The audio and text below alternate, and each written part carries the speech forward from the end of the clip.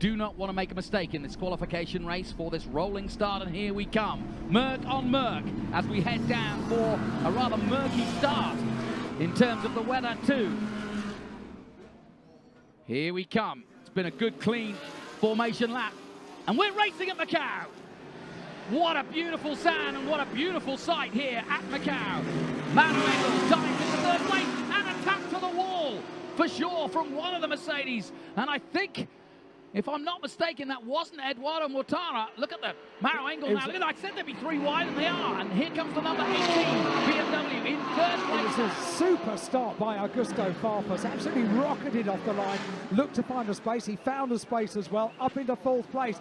And really challenging for 3rd. He's got 3rd already. And Maro Engel takes the lead as they go through Lisboa for the first time. Is anybody going to get caught out by the famous corner that is? Ooh, Rosenquist just misses the Lisboa corner there, but they're all safely through. Super stuff by the Brazilian in the 18th BMW Arts car. Maro Engel leads up into sector 2. Now this very, very tight. They're so wide, these cars. And the walls and the barriers get oh so close. They never look quite as close as when you've got GT cars racing. And in a single line, they all go through. So a few little skirmishes, but pretty much everyone seems to have got away with this. Eduardo Mortara there in 2nd place, Augusto Farfus in 3rd, and Maro Engel from the inside of the 2nd row of the grid getting the best of the starts. And it was Daniel Juncadella who definitely came together with the wall in the number 50 Mercedes. If we go back and have a look at the replay, if they do show us that, as we go on board now, he definitely touched the outside wall of Reservoir Bend. Doesn't look as though there's major damage to the car, but we'll keep you informed as to whether... Oh, no! Oh, mayhem! And there's millions and millions and millions of dollars of damage here at the mighty Macau. And that is one of the worst GT accidents I've ever seen here. And in the place, the city that is a gamble, the lottery has absolutely come to an end. Right at the front of here is the 911, and you can see his frustration. Cars everywhere. Lucas de Grassi not even on the ground. Not on the tarmac. And not able to get out. Did anybody make it through? No hesitation in bringing out the red flag. Yes, they did, look. Course completely blocked. My goodness. My goodness. What were you saying as we walked across the bridge? Everything had been relatively clean so far today. Mm-hmm. I rest my valise. Goodness me. 4 cars come through. Wow. Into pit lane. Now, we don't know...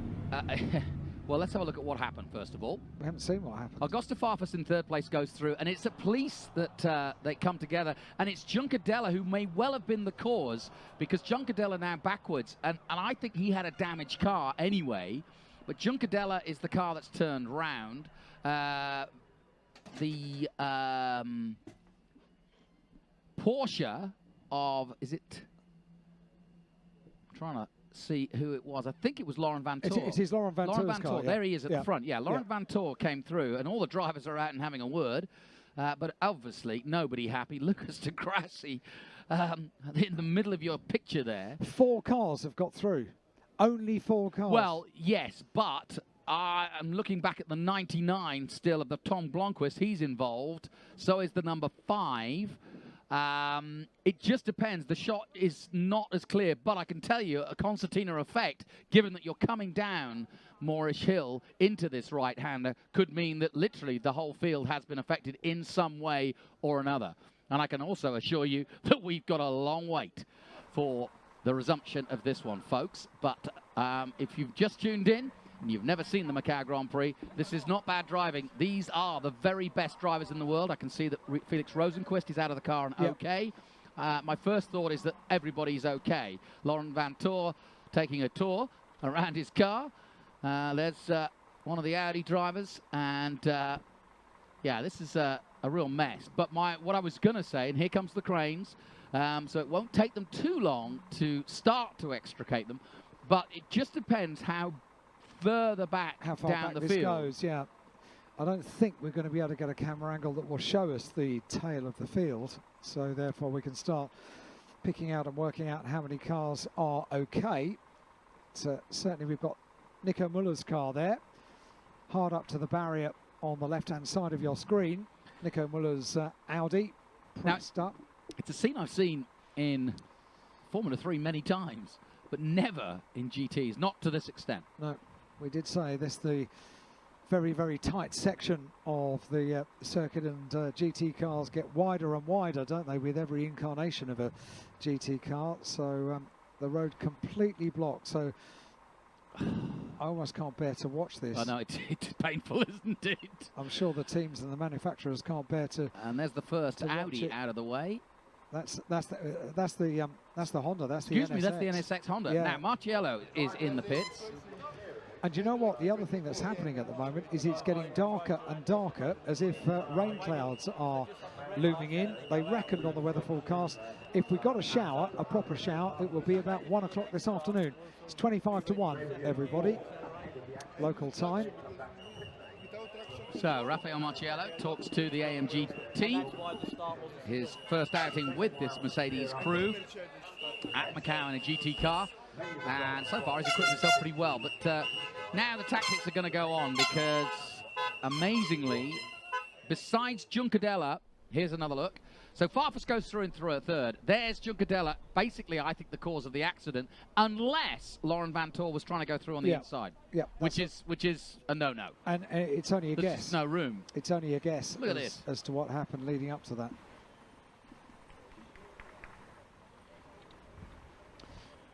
One, two, now, here's three, another thing. 4, 5, 6 million, or just cars? 6 cars at very least. We're trying to recover Laurent Vantor's Porsche, which is very battered. Here's something they instituted last year into this race, is these dollies. They work really well. They do. They literally just pick the front of the car up, put them on the dolly, and then pull them away. Laurent Vantor, of course, who won this race last year, albeit with a different manufacturer. Oh, here we go, on board. Oof, scary. And that, of course, is the number 11 of Lucas de Grassi, who's the one who ended up off the ground. Look, there he is. Number 11. Now, 4 cars, that's all. There's Maro Engel, made it through. Most of the Mercedes. The other, Augusto Farfus. It could be a 4-way race. 3 Mercedes against a BMW. Yeah, what a peculiar situation. I think you're right. I think there are going to be plenty more cars that are unscathed. I mean, looking down to, I would argue that if the other guys were smart enough to get off the brakes or get on the brakes early enough, Rosenquist was definitely involved in the incident because he was out of the car pretty quick. That's 11th place. But we could see the likes of Marco Wittmann, Bertolotti, Dumas, Young, Robin Frins. I say that tentatively. Potentially okay. This could be absolutely brilliant for Robin. Yes, it could. He needs a recovery. It was a tall mountain to climb from the penultimate row of the grid. But with, obviously he wouldn't want it this way, but with a number of cars not able to take any kind of restart, then a number of places can be made up very, very swiftly. Good news, if there is that, if there is any good news from this, as they take Jucadella's car out of the way. So let's have a look at. Well, I'd like to see how Laurent Vantor approached this corner now.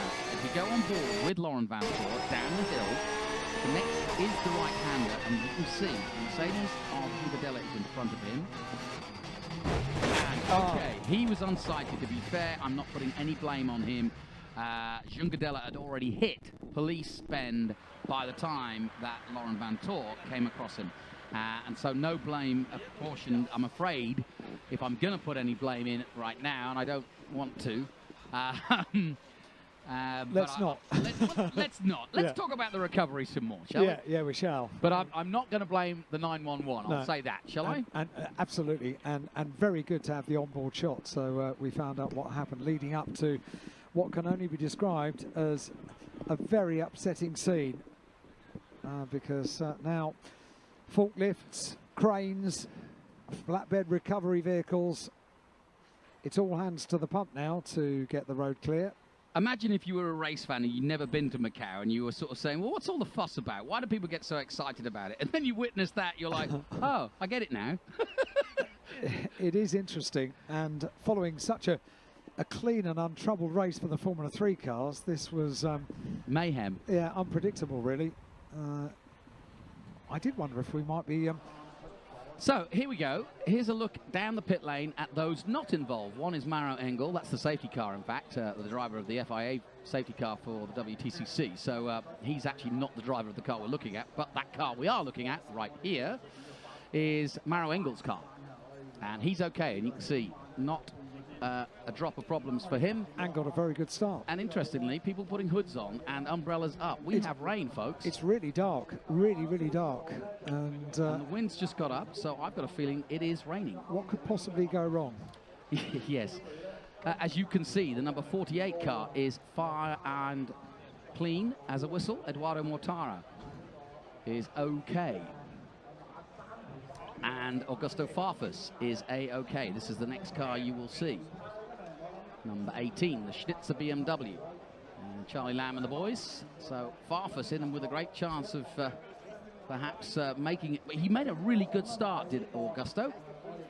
And yeah, you can see a few drops on the camera now. There's Charlie Lamb chatting away down. There's Callum Ilott. Maybe he fancies his chances.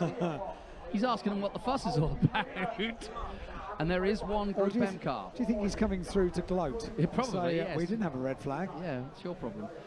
We saw Raphael already out of the car, but that's his car. So we literally have 4 unscathed cars in the pit lane. I've never seen anything like this in all my years.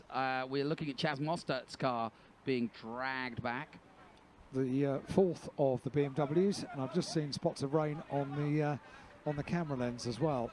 Let's have a look at some of the sort of highlights of that crash. And you can see Juncadella gets turned around, Van Toor's in it, several Audis. Lucas de Grassi's put into the sky because of it.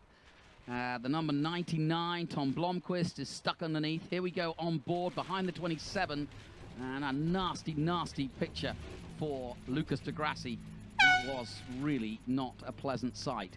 Luckily, not one of the fastest corners. There's Juncadella already in the wall, and I think he was pretty close to Maro Engel. That might have been the problem. It looks as though the VLT Porsche of Darrell O'Young